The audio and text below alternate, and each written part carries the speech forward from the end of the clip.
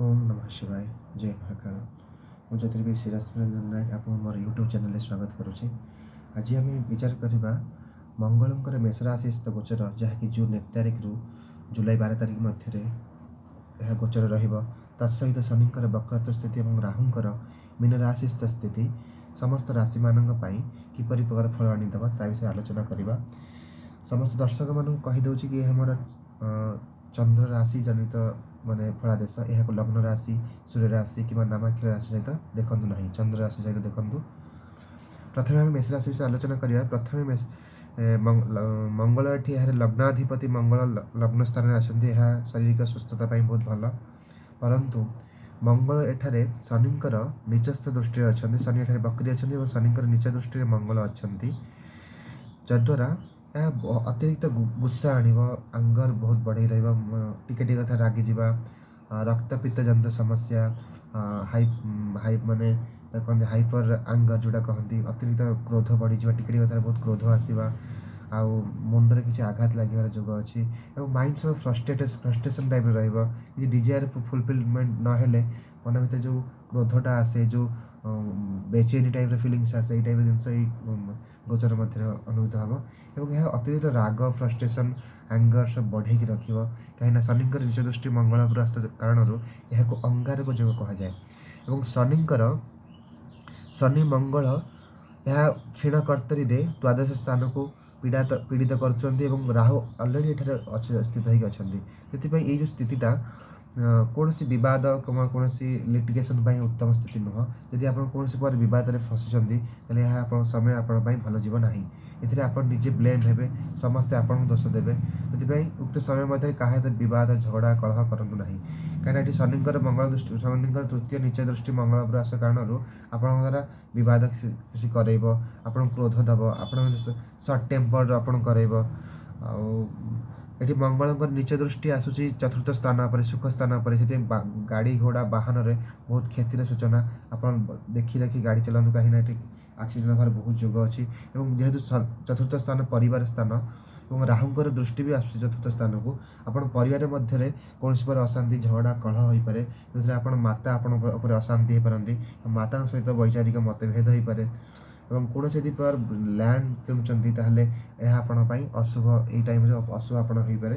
କୌଣସି land related litigation ଆପଣ ବିରୁଦ୍ଧରେ ଯାଇପାରେ କିମ୍ବା ଆପଣ ଲ୍ୟାଣ୍ଡକୁ ନେଇକି ଆପଣ ସାଟିସ୍ଫ୍ୟାକ୍ସନ୍ ନ ହେଇପାରନ୍ତି।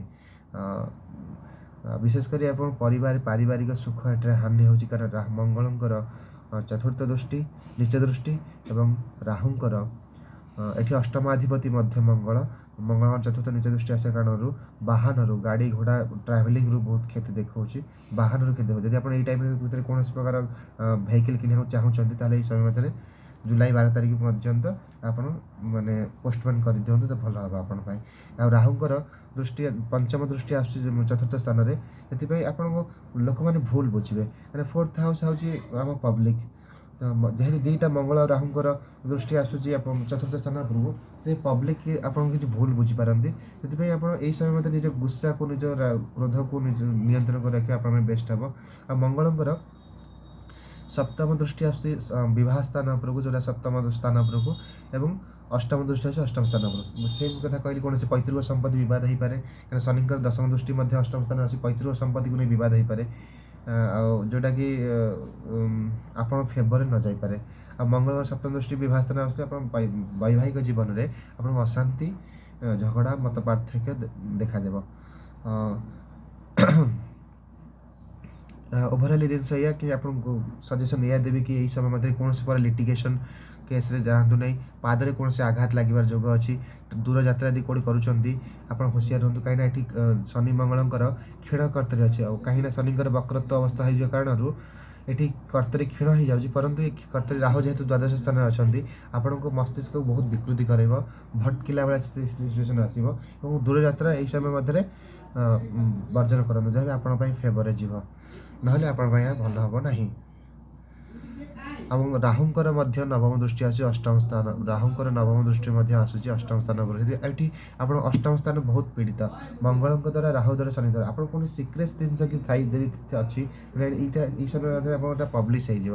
ଯଦି ଆପଣ କୌଣସି ପ୍ରକାର ସିକ୍ରେସି ଆପଣ ମେଣ୍ଟେନ୍ କରିଛନ୍ତି ଯେଉଁଟା ପବ୍ଲିଶ ହେଇଯିବ, ଆଉ ଯଦି କୌଣସି ଯଦି ଜବ୍ରେ ଅଛନ୍ତି, ଯଦି ଆପଣ ଜବ୍ରେ କିଛି ମାନେ ଇଲିଗାଲ୍ ଇସ୍ୟୁ ମାନେ ମନି କିଛି ମିଳୁଛି, ତାହେଲେ ଏହି ସମୟ ମଧ୍ୟରେ ଏଟାକୁ ଆପଣ ବର୍ଜନ କରନ୍ତୁ। କାହିଁକିନା ଅଷ୍ଟମ ସ୍ଥାନ ହେଉଛି ହାଉସ୍ ଅଫ୍ ସିକ୍ରେସି। ସେଥିପାଇଁ ସିକ୍ରେଟ୍ ସ୍ଥାନଟା ଆପଣ ଏକ୍ସପୋଜ୍ ହେଇଯିବ। କୌଣସି ପ୍ରକାର ଯଦି ରିଲେସନସିପ୍ରେ ଅଛନ୍ତି, ସେ ରିଲେସନସିପ୍ଟା ଆପଣ ପବ୍ଲିକ୍ ହେଇକି ସାମ୍ନାକୁ ପଳେଇ ଆସିବ, ଯେଉଁଥିପାଇଁ ଆପଣ ମାନେ ପ୍ରୋବ୍ଲେମ୍ ହେବ। ଯଦି ଆପଣ ବାହାଘର ପାଇଁ ଆପଣ ମାନେ ଯୋଗାଯୋଗ କରୁଛନ୍ତି, ତାହେଲେ ବାହାଘର ସମୟରେ ମ୍ୟାରିଟାଲ୍ ମାନେ ହେବା ଇଭେଣ୍ଟ ଘଟିବା ଟାଇମ୍ରେ ରିଲେସନସିପ୍କୁ ପ୍ରିଭିୟସ୍ ରିଲେସନସିପ୍ ଇସ୍ୟୁଜ୍ ହେଇପାରେ, କାହିଁକିନା ମଙ୍ଗଳ ରାହୁ ଶନିଙ୍କର ଦୃଷ୍ଟି ଆସୁଛି ଅଷ୍ଟମ ସ୍ଥାନ ଉପରକୁ। ଆଉ ଅଷ୍ଟମ ସ୍ଥାନ ଅବଷ୍ଟାକଲ୍ର ସ୍ଥାନ ମଧ୍ୟ।